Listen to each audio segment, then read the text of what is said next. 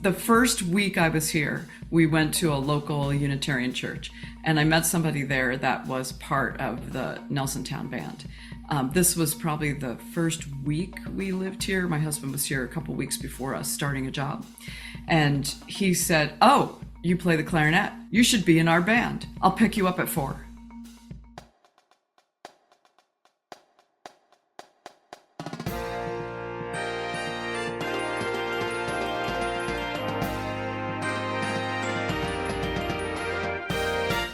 Hello, and welcome to episode 31 of the BandWagon podcast for the week of September 23rd, 2024.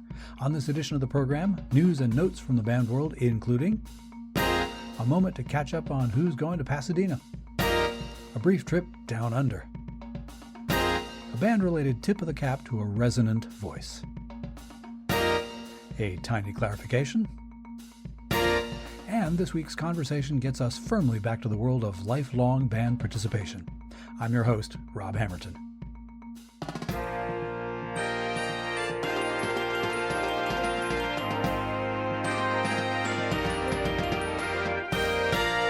Hello, dear listener. Following last week's single topic episode, this week we're back to swerving back and forth from subtopic to subtopic. One of the news items in the first strain is partly a nod to my listenership in Australia. According to my podcast statistics and analytics, the one country on Earth, apart from these United States of America, that has provided BandWagon with the greatest number of downloads and listeners is Australia. As an added thank you to them, I wish them good day, but I will not try to do it in their accent. No charge. Anyway, without further ado, let's get to it. Get your music in performance order, and away we go. Let's play the first strain.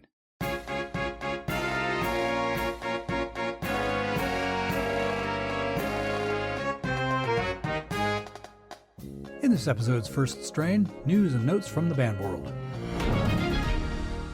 Dateline Cairns, Australia. Credit to the writing and reporting of Nick Dalton of the Cairns Local News.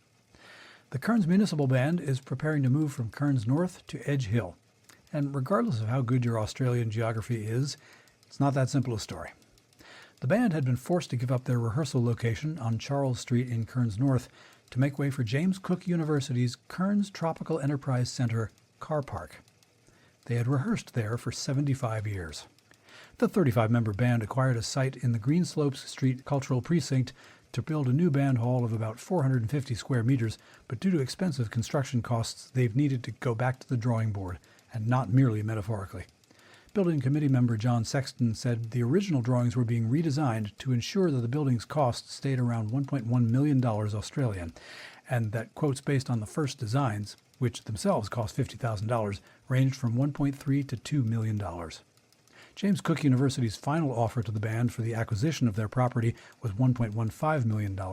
Sexton said, quote, "We negotiated with JCU for 2 years about the price. Initially, they offered us peanuts. JCU got off relatively cheaply." He continued, quote, "The committee didn't want to sell, but eventually we were resigned to. The sale did not have the approval of all band members."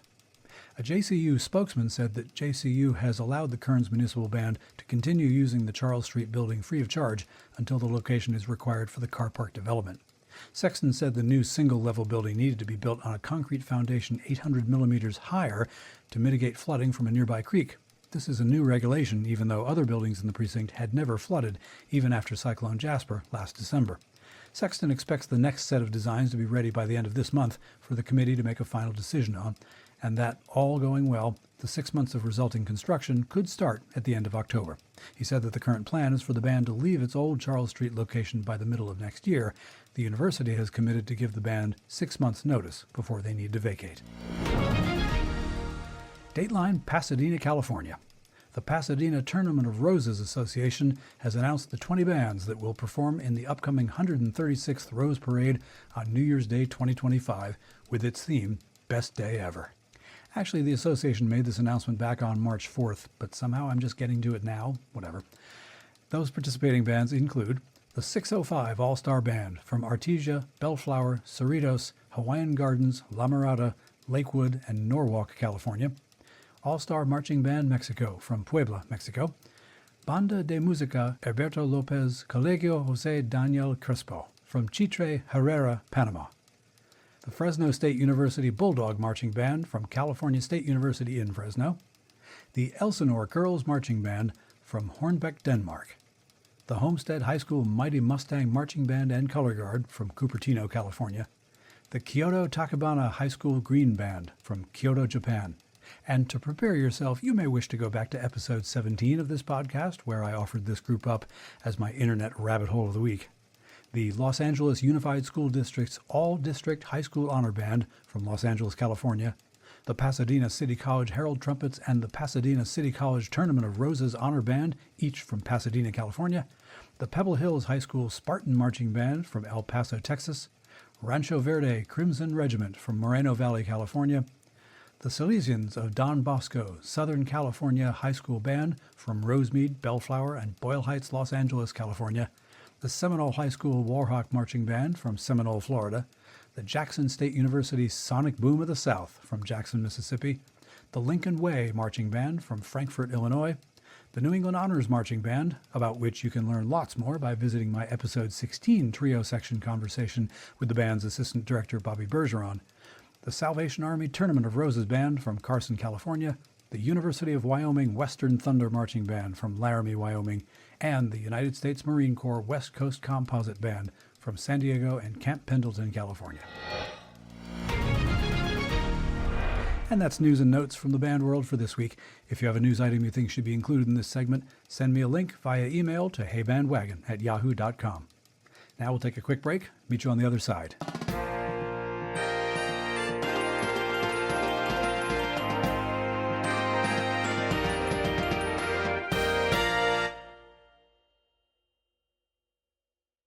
Okay, let's pick it up at the second strain.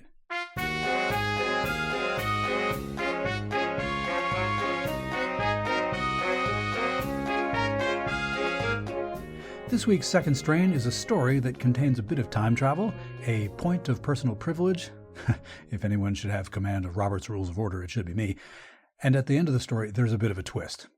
40 years ago, give or take a couple of weeks, but at this point it's a rounding error, really, I marched out onto the field at UMass's Alumni Stadium, accompanied by 225 other members of the Minuteman Band. Otherwise, I'd have looked really weird and probably would have been obliterated by a football player warming up. And I participated in my first collegiate pregame show. At the time, UMass's pregame show was not terribly complex. The rehearsal emphasis was definitely on the halftime field show first, second, third, and fourth, the pregame show fifth, and Stan's tunes probably ninth. For pregame, we formed a triple or quadruple company front on the back sideline. We marched forward to either a chunk of our cadence or the fight song, I can't remember. We stopped around the front hash mark, except for the outside dozen or so marchers in each rank who continued marching, so that the final drill set was sort of a brackety concert arc, from which we played the Alma Mater and the Star-Spangled Banner, and then we headed off to our left to form the tunnel through which the entering UMass football team would run. Simple, straightforward, the whole get in, get out deal. After I graduated, the drill got a little more involved. The band eventually did form a Block M. The occasional vocalist got involved with the banner and the Alma Mater. And when Tim Anderson arrived as the new director in 2011, he brought with him all of his experiences from the universities of Illinois, Iowa, Florida, and Fresno State, so that pregame got a whole lot busier musically and visually, which is really cool. But at the heart of every pregame show there, and I think at the heart of most football band pregame shows, is the school's Alma Mater. Here, from just 2 days ago at its homecoming game, is UMass Amherst's. It's called When Twilight Shadows Deepen.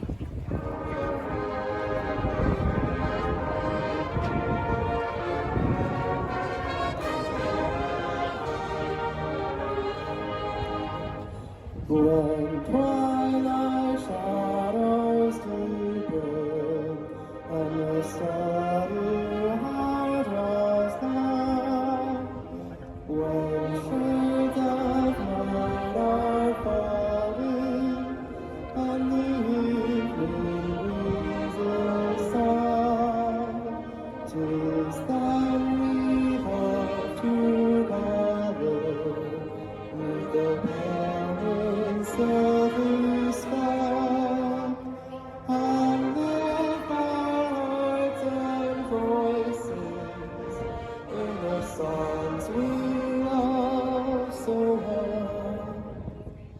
Sons of old Massachusetts, devoted daughters true, they stayed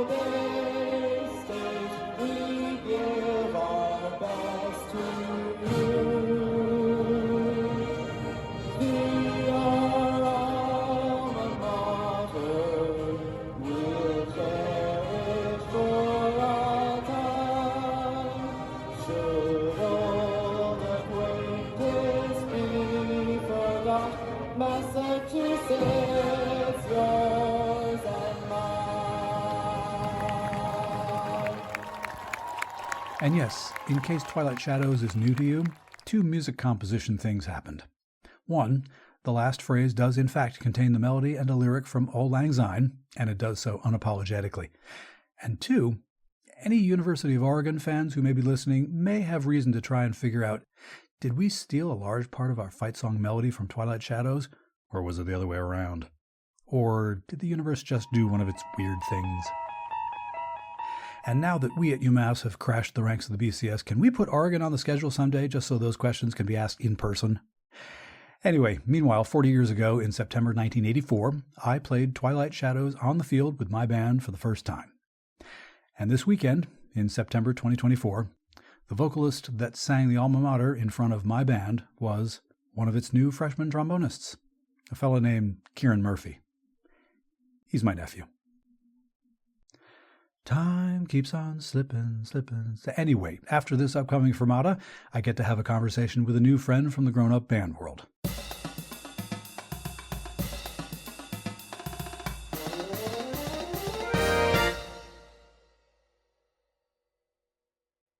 Okay, let's change keys and get into the trio section.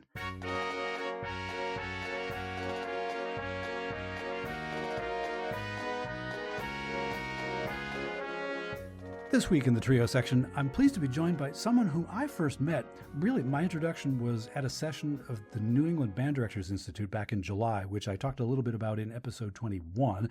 And that segment of the podcast definitely foreshadowed what I anticipate will be a real fun segment here. My guest is a number of things, and we'll get into all of them, or most of them, or some of them. Please help me welcome to the program, Donna Morse. Hello, Donna.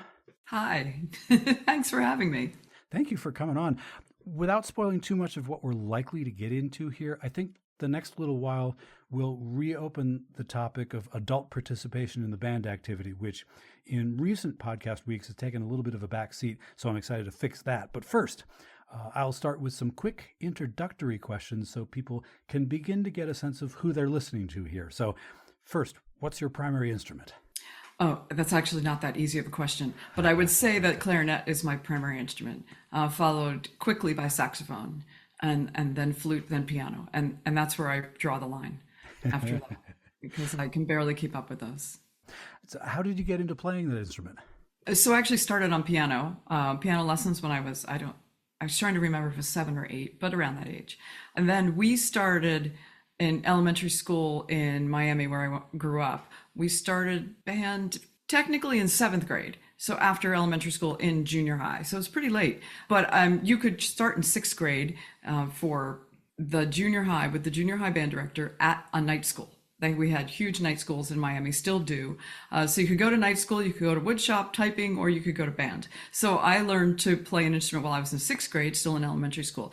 And I wanted to originally, I think, play the flute or the oboe. But my parents had access to a clarinet. So they're saying, let's start on clarinet. So that's actually how I started. Then I was in the band all the way through junior high and senior high. Actually, the same band director, he moved from one to the next as I went up. So, but then I really actually love the clarinet. It is my favorite instrument. So that's where that started. And I think I stopped taking piano lessons around 13 because I wanted to take clarinet lessons. And so it was one or the other, both time and money. It was a good decision. It was still a good decision. I've gone back to piano, so have both of them there. Now, you're someone whose collegiate undergraduate academic major was not music. See, I did my homework.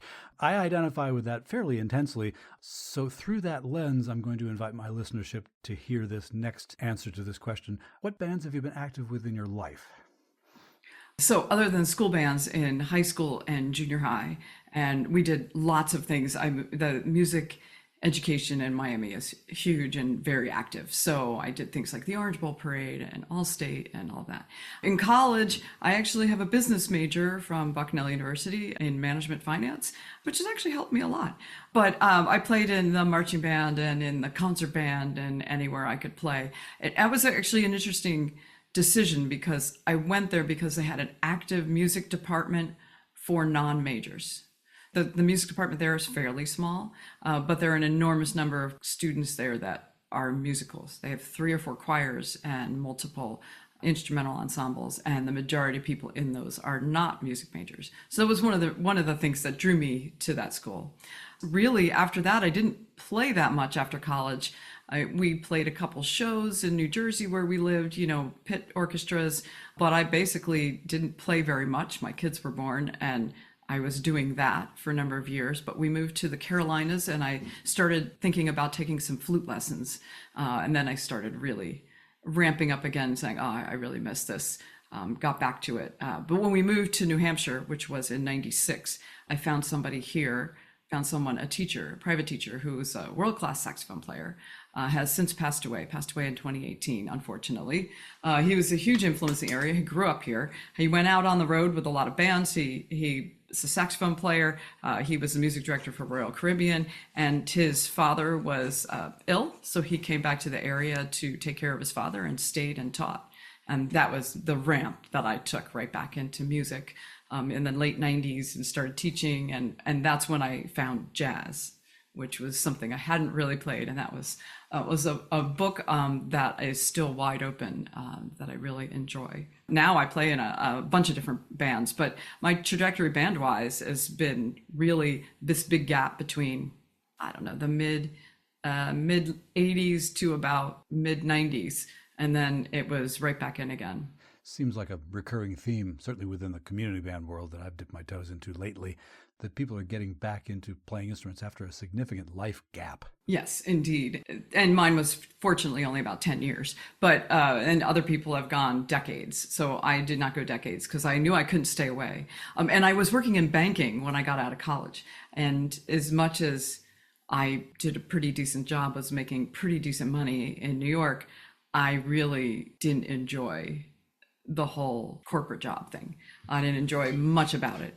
So when I stayed home with my kids, my husband was saying, what are you gonna do next? I said, I don't know, but it'll come to me. And that's what I kind of waited for. But when we moved here to New Hampshire, the first week I was here, we went to a local Unitarian church and I met somebody there that was part of the Nelsontown Band. This was probably the first week we lived here. My husband was here a couple weeks before us starting a job. And he said, oh, you play the clarinet. You should be in our band. I'll pick you up at 4. and it was snowing. And he picked me up at 4:00 and drove me out to Nelson, New Hampshire, a little town up on top of a hill in a snowstorm. And that was my foray back into playing community band music. And I stayed with that. And I never, ever got in a car with him again because it was really a fairly terrifying experience. But I got there safely and I got home. But that was the town band that I now conduct. Recruitment takes many forms, but our parents warned us about jumping into cars with strangers. He was a bit of a force, and I still wonder why I did that, because I'm not one to jump in, but I did not that. I'm glad I jumped in, but nonetheless, we've been in that band now for almost 30 years. So your history with the Nelsontown Band has not merely been sitting and playing. No, I started off playing clarinet. And by the way, community band is a wonderful way, especially one that plays mostly marches, to get all of your high clarinet notes back in shape. Yes, especially Sousa marches. So I played for a few years. We had a director at the time. The band started in around late 80s by 2 people. One is still in my band, actually. They're both back in my band. His wife is back in the band. So when I started playing clarinet in the band, we had a conductor, we had a director, but he wasn't one to stand up in front. He was a trumpet player and he would count off. So we were an undirected band. So that went out for a couple years. And I think that part of the reason I began conducting was, I'm not sure I should say this on the air, but I'm going to say it anyway. My husband was getting bored with the music. I was getting slightly bored with the music, but he was like, I don't really want to stay here and do this. I don't keep doing this. And there were a few other people that were saying, boy, I'd really like to play this kind of music. One of the founders did a little bit of conducting, but that really wasn't her thing. She's now back in the band as a clarinet player. She's a composer, actually, does a lot of composing. So that conducting was not her thing. So I said, well, the only way we can play more interesting and more complex music is to have a conductor. I mean, we're not going to be able to play something that does retard and does rubato and changes tempo very easily. So I said, well, I'll try it if you all are willing to put up with me. And I'd actually never conducted up till that moment. So some of it was that I really enjoyed the people in the band. I really enjoyed the band. And, my husband was in it and later my kids. And so I said, well, I really don't want to just quit for that reason. So I talked to everybody and they said, sure, you can have an opportunity to do that. And the person who was directing didn't mind at all. He was fine with playing in the trumpet section and organizing where we played. That was fine with him. So he didn't have any trouble with that. So that was my foray into conducting. They were a very supportive group, all but one. Everybody else was very supportive and very patient. I found it, I don't know if you feel this way too, I found it a terrifying experience to stand up in front of the band and conduct and try to make decisions, and me being the decider on how things should sound. I thought that was a terrifying responsibility. I mean, it's nothing like a life or death thing, but it still was scary. Peer leadership at any age is a bear, because you've got people in the group who are approximately your age, and some of them might be looking at you or at me or at us and thinking, who is this character and why could I not do this sort of thing? Regardless of whether they could. The part of your story that rings familiar over here is that of the previous conductors stepping down and back into the band. Now, that game isn't easy to play, and in my case, my predecessor had been there for 20 years, but he was fairly enthusiastic about his own outdated cliche, being an Indian, not a chief. So I dodged a bullet, I feel like. It sounds like that wasn't your struggle either. No, I found the struggle, I suppose it's the imposter syndrome for me. It sure. was, do I have the qualifications? Am I saying something that makes sense? Am I making the band better? Or do they think I'm stupid? And even today for rehearsal, I'm always a little nervous when I stand up there. I'm fine once I'm up there, just sort of on stage. I'm the same way. I get nervous before a concert, but once I'm on stage, I'm comfortable. So once I'm up there, I feel pretty good. But even after 20 years, or no one can remember what year I started exactly, no one in the family, no one in the band, it was a kind of organic process. At that point, I truly felt like I didn't know what I was doing, and I didn't. I had been in a number of groups. I'm in a local orchestra. We were just talking about this at a camp I was at, and I am pretty good at observing things and seeing things and feeling things. I'm pretty sensitive that way. So that's actually helped me with my conducting, I think, because I've been under really good conductors, and a couple really bad conductors. I'm grateful for having been under a couple bad conductors because I can sit in my seat and feel what they made me feel like, or my empathy for how they made someone else feel. And I am very, very conscious and aware of what I sit there and think, what did they say or do that made me feel like that or made that person feel like that? I will never say that. You can learn from any situation, you can learn from any conductor, and it's just a question of what you learn. Yes.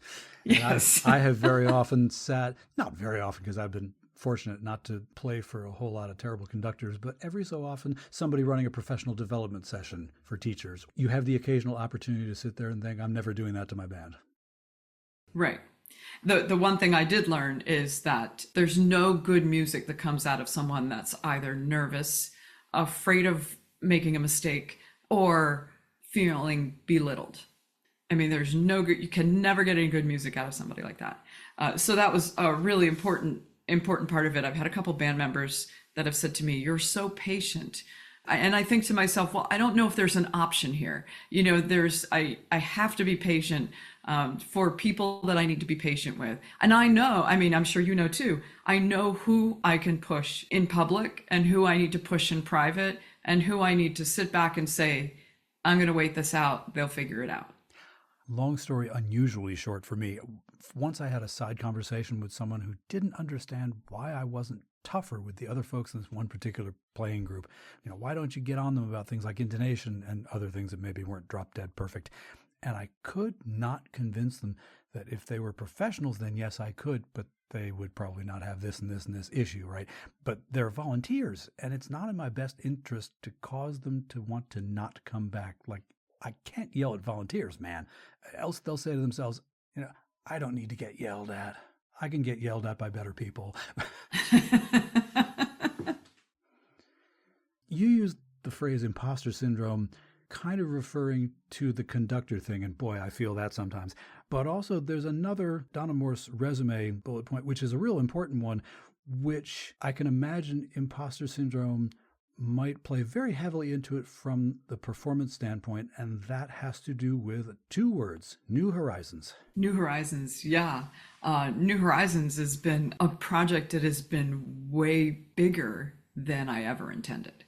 We talked a little bit ahead of this about how you got pulled into that. Talk a little bit about how that got started for you. It was in 2013. Diane Muffet, who I'm thinking you probably know, Diane and Linda, Sudbury Valley New Horizons Band. They started a camp up at the New England Music Camp in Sydney, Maine. And it was through the New Horizons International Music Association. And they didn't have enough people, I guess. I'm not sure what happened the first year. I never asked Diane.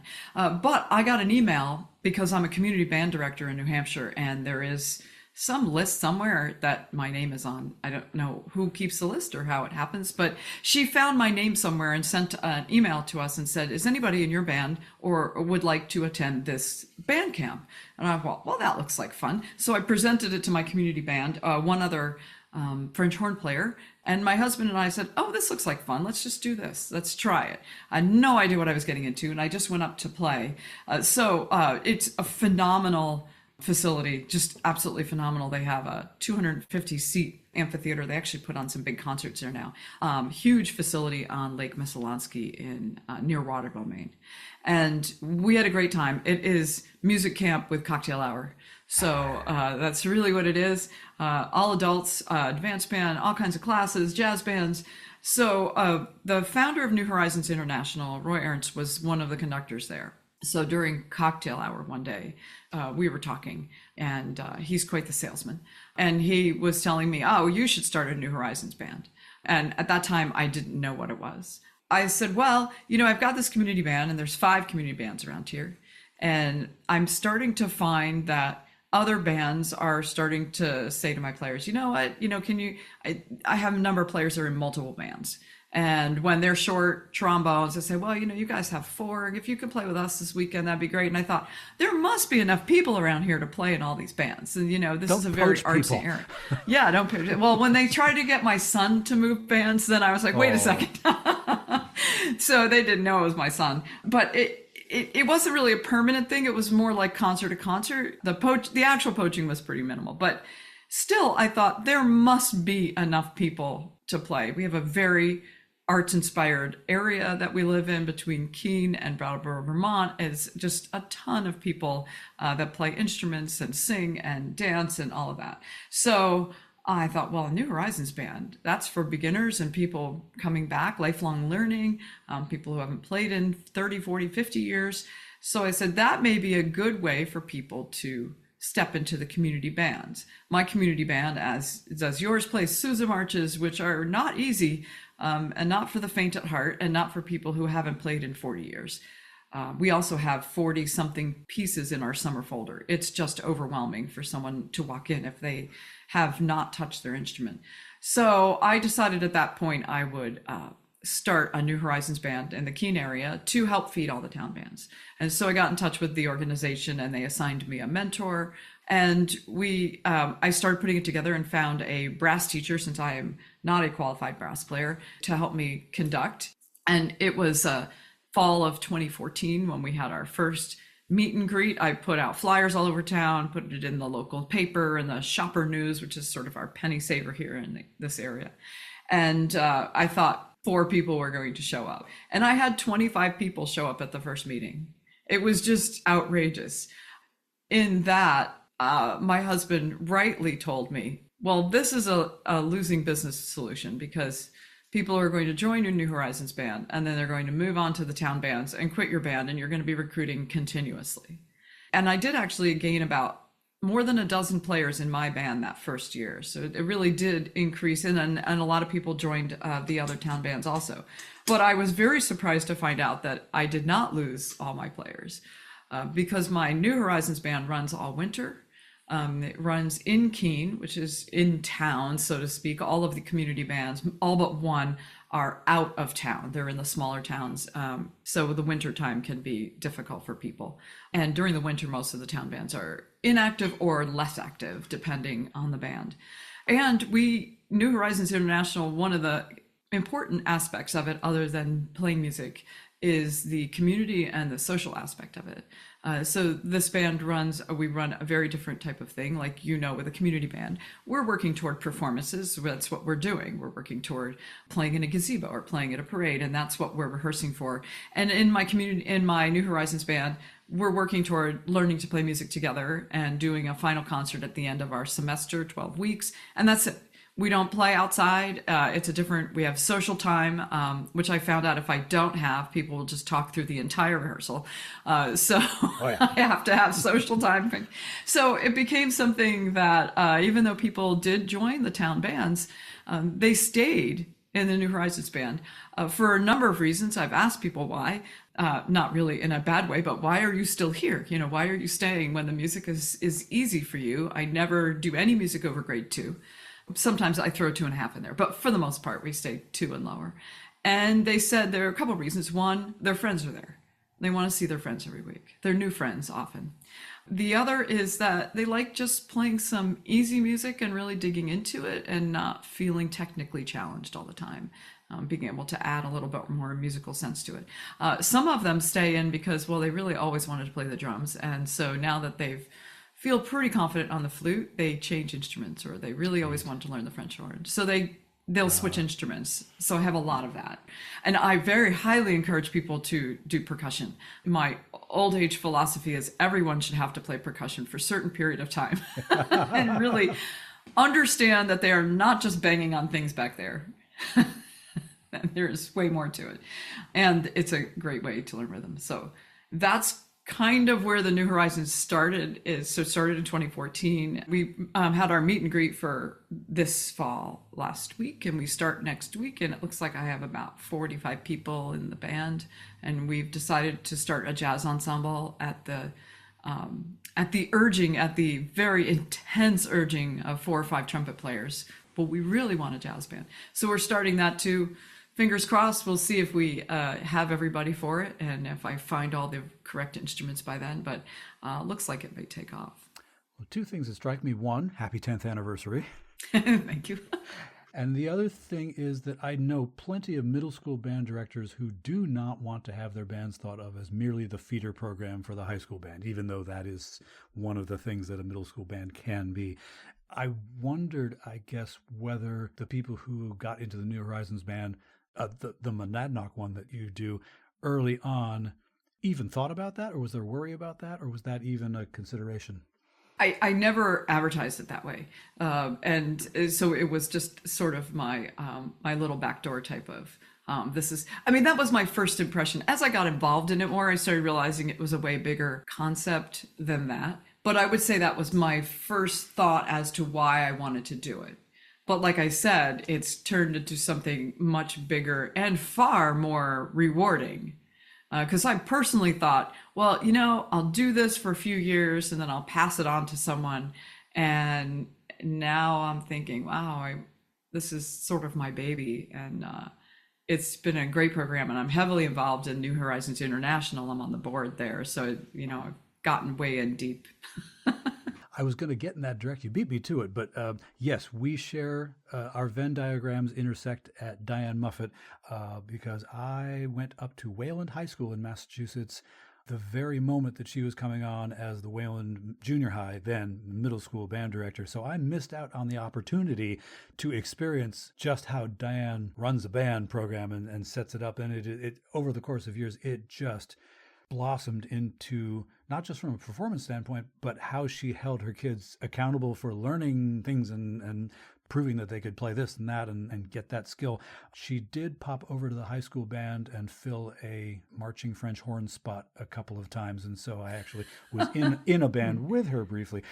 But she would talk in all the intervening years since my high school days about her New Horizons band. I thought that the Sudbury Valley New Horizons band was the only one. Like, she thought up this cool name for such a thing, but it was a singular entity. Turns out it's a worldwide organization. And at the Summer Band Director Institute in July, you were introduced as a board member of this worldwide thing. talk a little bit about how that came to be? It wasn't Diane Muffet this time. Oh. So, although it could have been, she still does some virtual presentations for us that are just extremely popular. And she stayed with the camp up in Maine for a few years and taught we called the not quite ready players. So that was people that didn't feel like they were in an intermediate band or advanced band. And she just works miracles with people. So I was in touch with, of course, our band is a member of New Horizons International, NHIMA, they call it NHIMA. And I'm trying to remember how I first made this connection. We had a joint concert with the Pioneer Valley New Horizons Band. Actually, the last one we did was a joint rehearsal on March 13th, 2020. Which was the absolute last day that the New Horizons Band met ever before the pandemic. So we actually all had a big potluck at my house on March 13th, having no idea that was the last time we would meet. Yes. But anyway, Carol and I began talking, and I wish I could remember how we ever started that relationship, but she was on the board of directors and the chair of the events committee for New Horizons International. And she told them I would be the person that needed to be on the board of directors and then would succeed her as the chair of the events committee. And Carol often does get her way.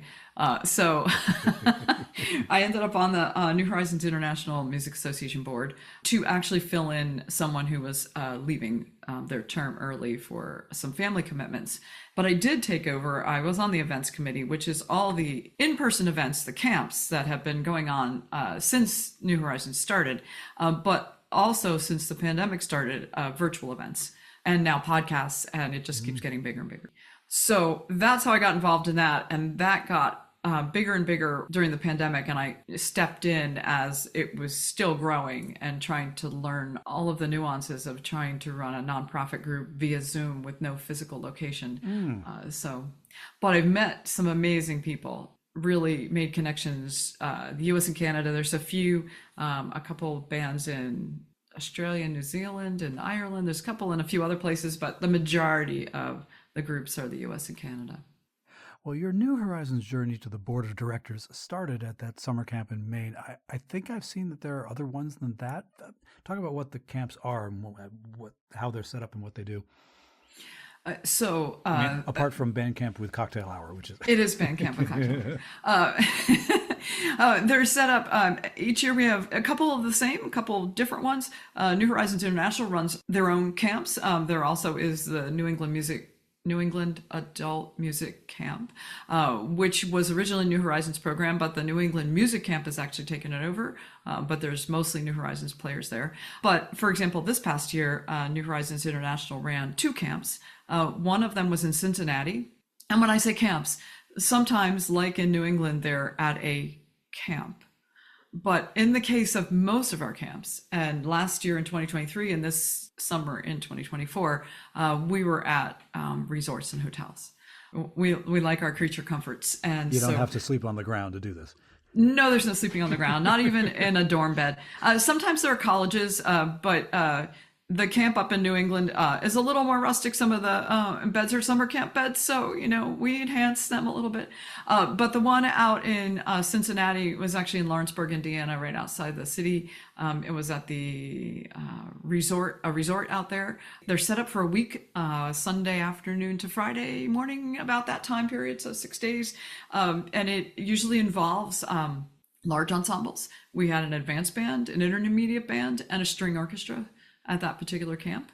And then, so you rehearse with those groups. Each of the 2 bands had 3 conductors. I was one of the conductors for intermediate band, and we rehearse every day. We have sectionals every day. And then all the rest of the time is either class ensemble activities or elective classes or other activities.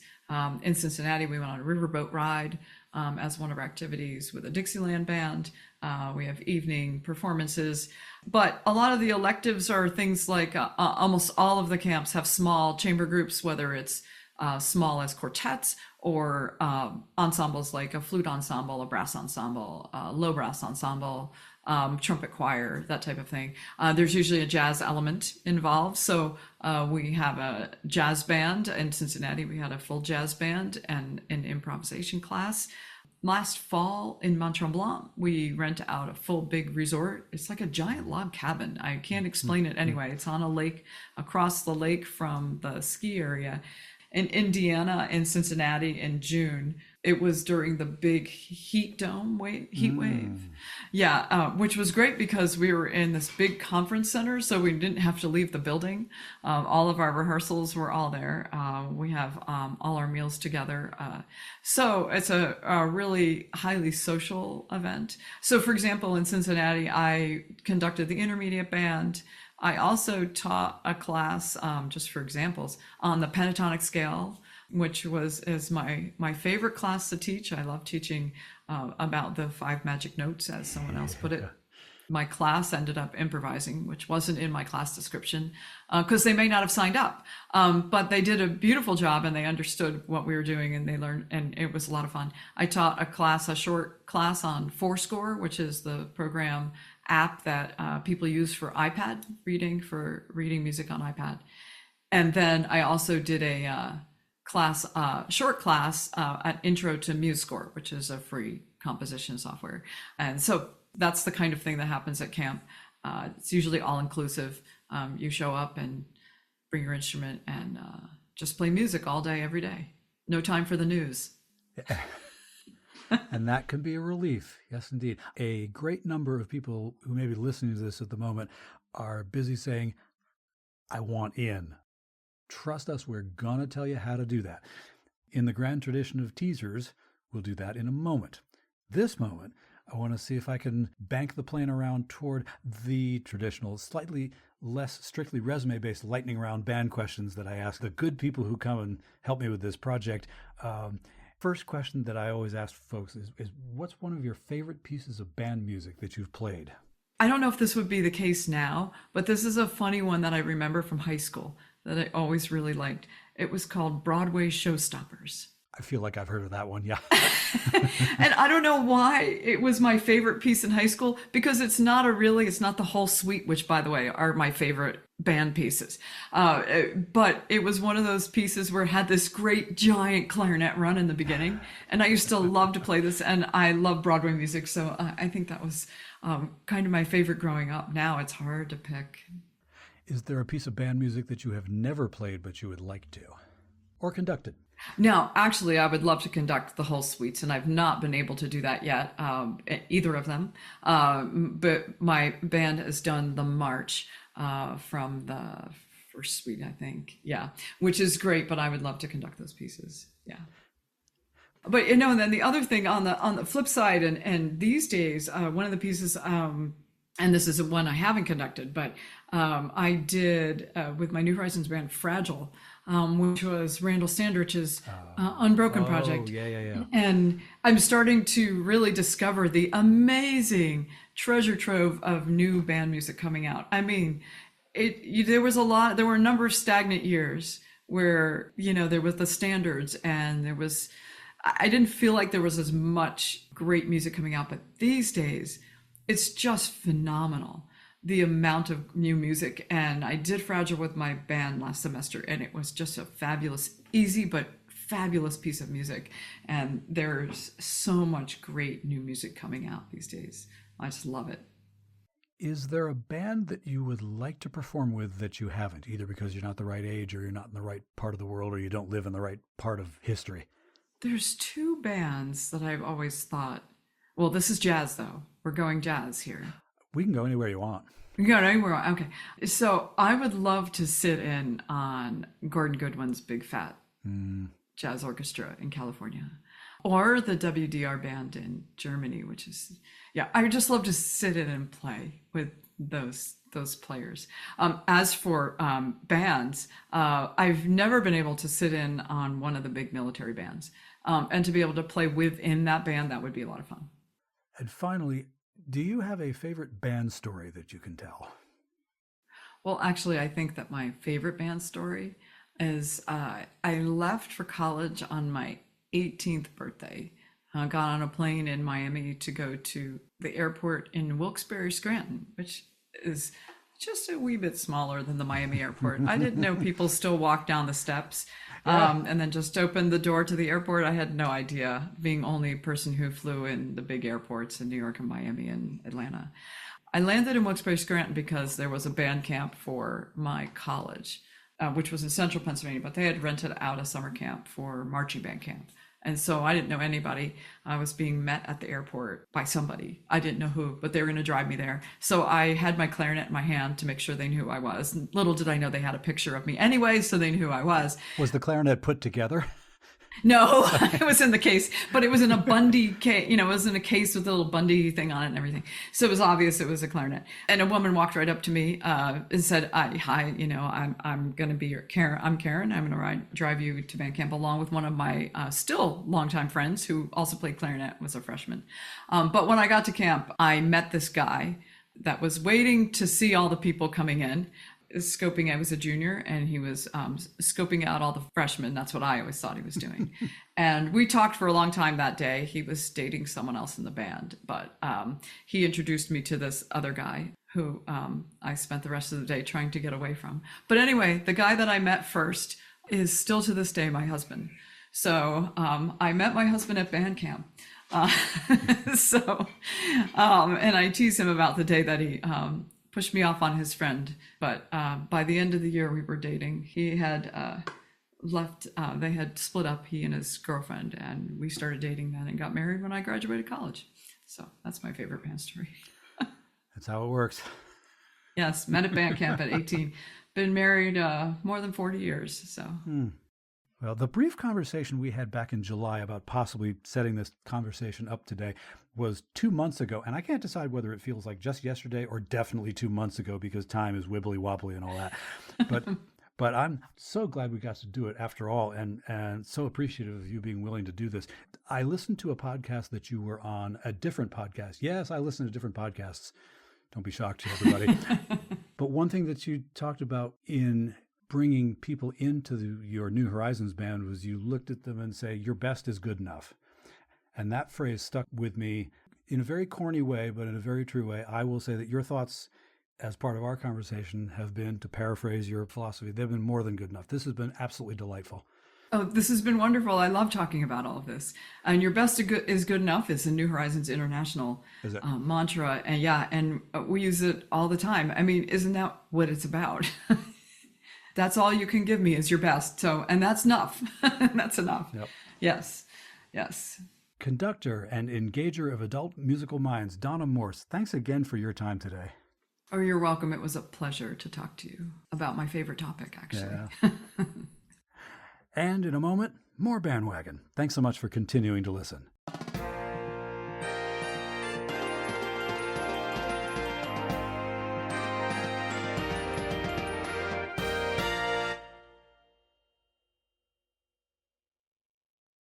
Here comes the dogfight.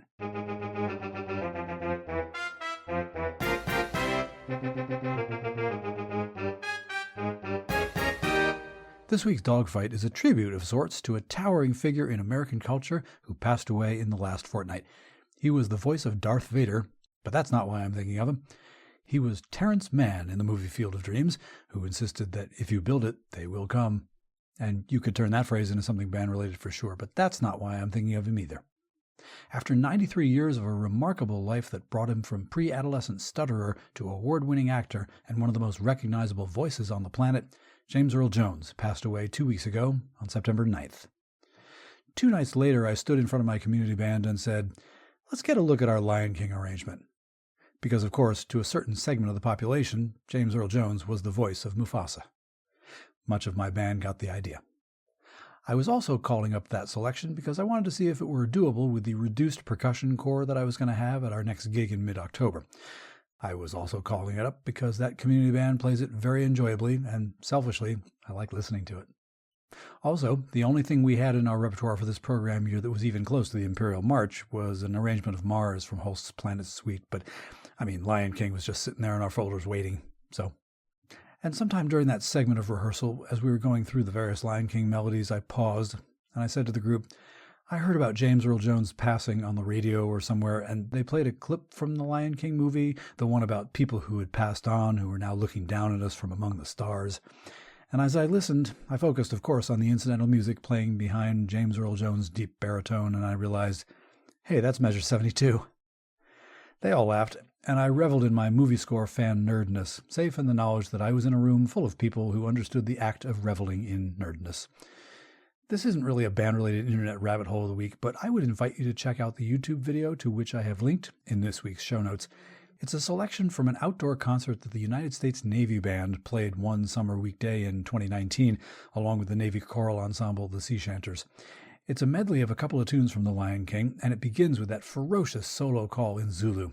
You know, this one. And heads up, if you're listening with headphones or earbuds or the equivalent, or even if you're not, I've tried to damp this down, but it'll still hit you pretty hot and heavy, so I'll give you a moment to turn your volume down a little bit. 8, 7, 6, 5, 4, 3, 2, 1.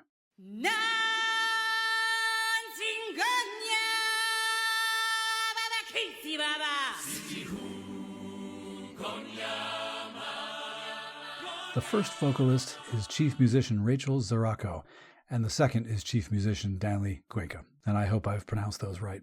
After a bit more of those vocals on their own, the Navy Band does get involved, and I think you do owe it to yourself to watch the rest of the video if you haven't already. Among the highlights of the band's contribution is one band member in particular, the clarinetist sitting on the outer edge of the second row to the conductor's left. Not the first row. The principal clarinetist is very, very serious about all this. But anytime the lead vocalists or the Sea Chanters backup choir do their thing, and there's not a clarinet part to be played, that second row clarinetist is just beaming, having the best time, just appreciating her colleagues' work. So watch the thing once for the general effect, and then again for the clarinet showing her mates a little love. It'll brighten your day. Oh, and the Navy Band can play a little bit.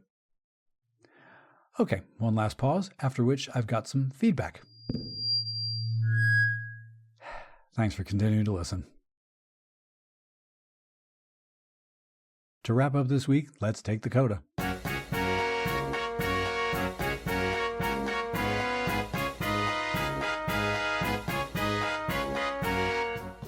For the CODA this week, I bring you a clarification, which has been sent to me by a UMass gentleman of my acquaintance, who, by very little coincidence, contributed this podcast's first voicemail via my nifty little SpeakPipe web-based app. That was the one whose point was that band was where he discovered he felt most comfortable being himself and where he found his tribe. His name is Michael Coogan. Michael's message to me early last week had to do with last week's Dogfight segment, wherein I attempted to describe a practical joke that involved the most versatile word in the English language, the composer Antonio Vivaldi, a mischievous summer drum major clinic staff, and George N. Parks. If for some reason you're listening to this episode before that one, you may wish to pause here and go back to that episode to get caught up. For quite a long time, I'd been working to reconstruct that prank in my mind. As will happen, memories fade, details will get murky. This past summer, I was trying to recount the story to a DMA colleague, and as I did, I actually succeeded in working out in what order what happened, and other details that would turn the story from just something that seems to amuse Rob to a very funny story that I actually understand, which is what you heard if you listened last week. But Michael has reminded me of some details from that time, 2 decades or so distant, which I either had not known or certainly did not remember. Now that I read them, they make sense to me. Here's what he wrote. Just a clarification to your Four Seasons story, it was GNP's intention to prank the staff by having Justin play the non-voiceover track, Justin being the only staff member in on the joke. Justin thought a better idea would be to doctor the voiceover track so that it cut out right before the word. When the track started, GNP feigned panic, thinking it was the music-only track, until the voiceover kicked in and his panic went from 0 to 100 in a millisecond. Of course, we were all in on it, and it was one of the greatest moments ever. Either version is funny. Michael's, I do believe, is historically accurate. It makes sense to me that George thought he was in on the joke to begin with. Either way, nonetheless, I remembered the panic very clearly. Just glad the panic wasn't my own, that's all.